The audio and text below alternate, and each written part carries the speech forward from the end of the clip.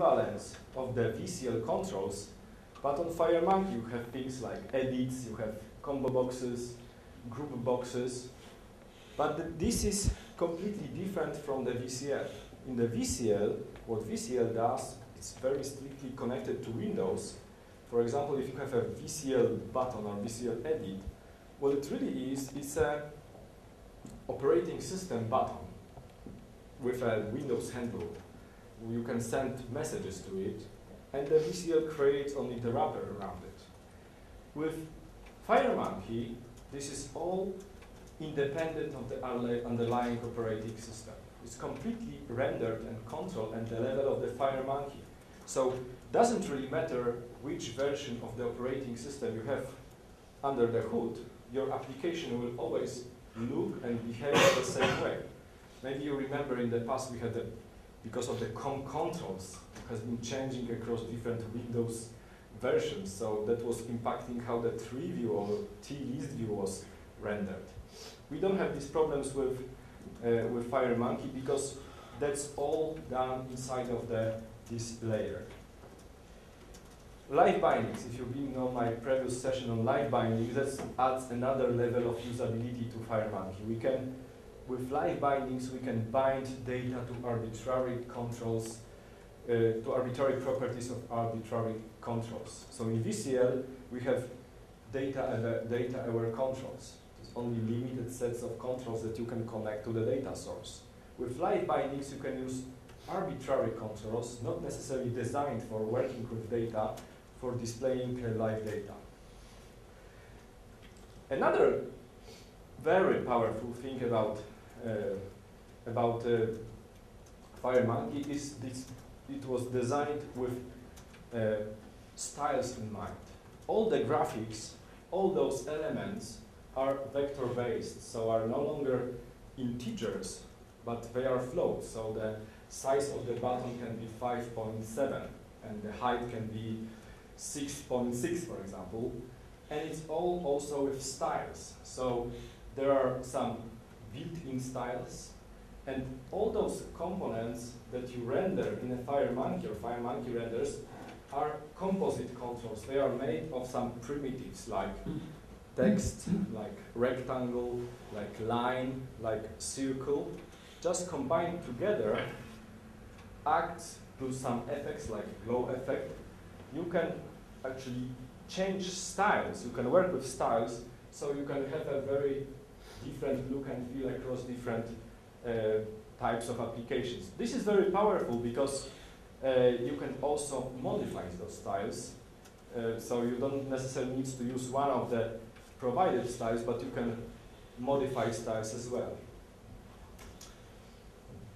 Talking about these rich user interfaces, one of the things that are typical for example, when you use iPhone or Android, when you go through one page to another, you typically have these things like it wrapped in a three-dimensional space, it actually rotates, or it actually transit. So with FireMonkey, we have a new concept of animations. Animations, very much any property, any float property, any color property, any bitmap property can be animated.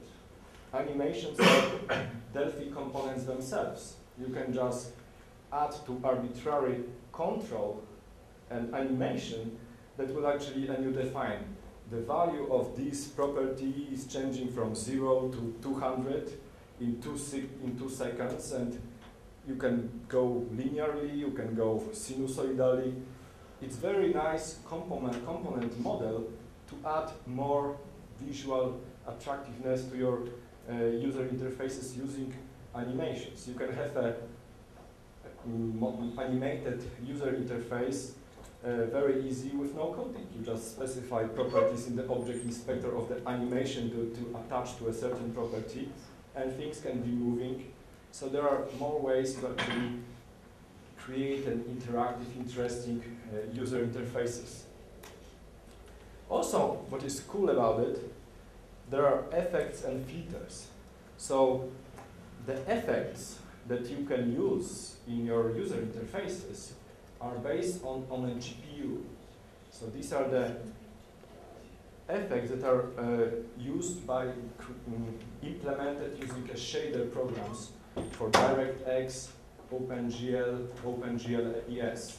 They are Delphi objects that you can use in your code, but internally they are used using the graphical processor unit, which makes it something like 20 times faster as an equivalent code that you would run in CPU. So you have all possibilities in actually applying a color deformation, geometrical deformation.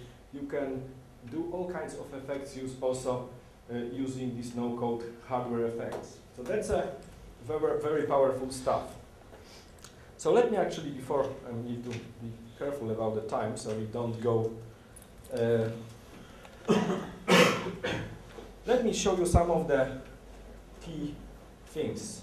Maybe one more slide, because that's a quite critical slide. That's actually a slide that actually gives you a good idea what is this FireMonkey fix. So you can think about it as an application development platform. It's a layer that you're not coding against a certain operating system. You can use different programming languages like Delphi and C++ Builder.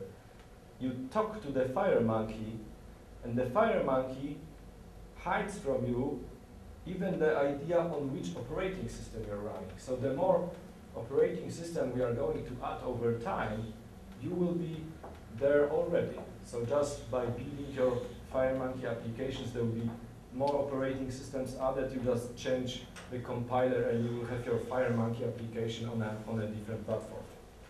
So some of the key things. So I hope that all of you were on the first opening keynote, so I'm not going to show you again this application that I have already shown. But probably one of the first things to understand are those styles. So let me very quickly show you, first of all, what are the different project types. So FireMonkey is available for both C++ and for Delphi. In C++, you have two wizards to create FireMonkey application. You have a FireMonkey HD application, high definition application, so that very much two-dimensional application, and also dedicated wizard for the FireMonkey 3D application.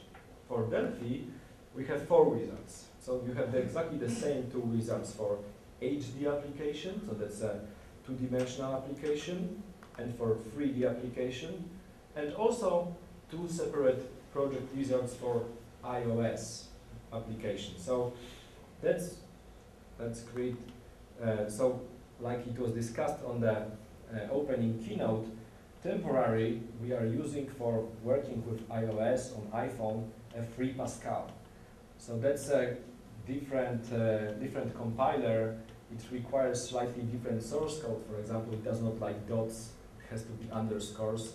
So you cannot really have exactly the same project and just to change the compiler. So if you want to target iPhone, you have to start from one of those iOS projects. If you want to target Mac or Windows, you start from FireMonkey application 3D or HD. So I'm going to start with the HD application. So you have all the similar components that you typically have in a VCL application. So you will find there things like panels, buttons, and things of that kind. So I'm going to do something very, very easy. So let me add maybe an edit box. So that's an edit box. It looks very much like an edit box. But the thing about FireMonkey, so when I run this application and start, I'm going to save this unit 8 and project 8. So notice when I actually enter into this, I have this little glow around the edit box, yes? So that's how the FireMonkey edit looks like. So this is based on styles. You can actually go ahead and when I'm adding this component to the form, I'm using the built-in style for the edit. But I can actually right-click here and say, I want to edit this style that was used for this edit. So I'm going to edit style. I can actually open this guy, and you can see the individual elements that is making up the edit. So I can, as a user of this edit, I can change how every single element of this component looks like. So, for example, you have seen that there was a glow was blue. For example, I don't like blue, and I want to have it in red. So I can just go ahead and select maybe fire brick. That's a nice. So now I'm going to save it. Notice that now I have an edit 1, style 1. So that's the name of my style that was stored now as part of my application. Another thing that as a side effect of what I have done, the Stylebook component has been added to the form automatically. Now if I run my application and I enter here, now I have a red glow. I can change every part of any control that is derived from a T-styled control. You have the same hierarchy, so we have a T object, T persistent, T component that are shared between FireMonkey and VCL. But then we have a TFMX object, which is a base class for everything, for every control that you can use in FireMonkey. And then there are some primitives, and there are some composite objects like this from T-styled object.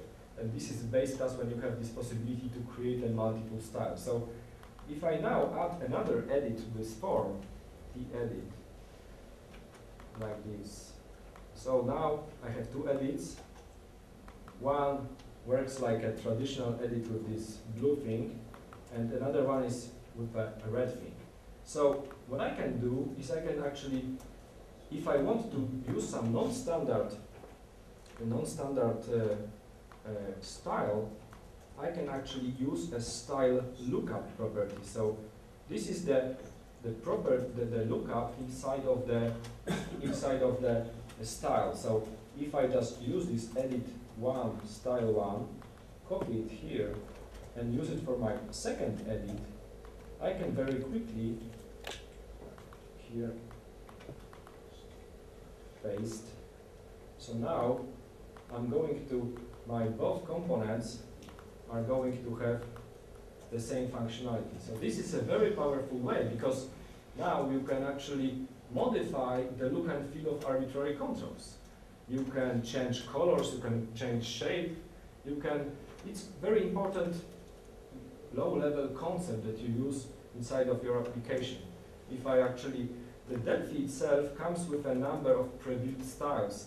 So I'm going very quickly come back to my presentation from the morning, the controls demo. If I run it, I can actually load different styles. So the style that, if you do not load any style, you have a, okay, I'm now on Mac. I want to be on, you see that I'm compiling for Mac, so it will take a moment until it realizes that nothing is running on a Mac. But you can also load styles from the file and completely change, instead of going into every single element, you can actually go ahead and change styles completely. You can load a style, and I maybe have a dark style. So suddenly you have a full control of how your application works. Another good example of how you use styles is with a custom list box. So that's an actually example of a demo that you can actually add different custom elements to the list box. And definition of how the child or the item in the list box is defined is completely defined in the style. Let me show you the source code for this add by code. This is the whole source code. Create a list box item. specify the parent of this item is the list box I want to add it. That's actually event to hook up when I press on a button. And I'm specifying that the style lookup, so that's something that I've been changing in the object inspector, is now custom item. So now the definition of this custom item is completely defined here. So this is where I defined it. And I can use, for example, this checkbox is a fancy checkbox that is defined here, custom check. So my checkbox here is in turn using a style lookup custom check. So you can create a sophisticated user interface element just by using styles. That's a very powerful thing inside of the FireMonkey concepts. Okay, so I'm not going to the effects and animations. So that's an important thing to show you. So I'm going to show you some of the animations and how does it work. So animation HD. So this is an example of how you can actually animate different properties. Very much any property, any float value, any color value, any bitmap value can be animated. You can animate in different words, different ways. Animations themselves are just regular Delphi classes. So if you look into the source code of this form, there is no code at all. It's all done in using a design time, using animation components. So here we have this. You see there is a special category of animations somewhere here. There's quite a lot of those. So you have a color animation, gradient animation, float animation, bitmap animation. So notice here, for example, this is the ellipse. And this ellipse, sorry for this, this ellipse has a property called rotation because it's all vector based, so any control can be rotated of any angle, very much like the example of a clock that David showed in the morning. That was just a rotation of a certain thing. So here, for any property that can be animated, you can see there is this little film stream property. You see, if something can be animated, it is indicated in the object inspector as a film stream. So this means that this can be animated. So there are different ways of using those animation components. So you can just take the component and drop it on a certain component and just specify that, select the animation.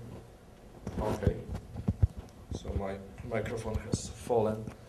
So select different animations. So in this case, what we are doing here, we are animating the rotation property. So you can see that this has this film strip is now bold, and you can see actually definition of the animation. It's going from 0 to 300 in 2 seconds. Yeah, so that's actually, again, this is a component that you can select in the object inspector, and you can specify different things, start value, stop value.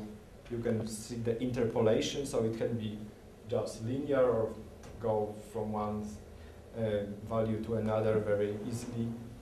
So any property can be animated. So for example, color property, you can go and select create new float animation, and you specify the value. Also, when you select the float animation, for example, that's a property name. So here you see in the drop down all the properties of this control that are of type float. So this is again using RTTI to actually specify which value we want to animate. Also, animations can be triggered on events. So that's a good example here. We have this bitmap that is animated to a blue bitmap. So I have this, that's my bitmap, and there should be a animation, bitmap animation, and you can see at the bottom there is a trigger, is mouse over and is mouse over false. So basically now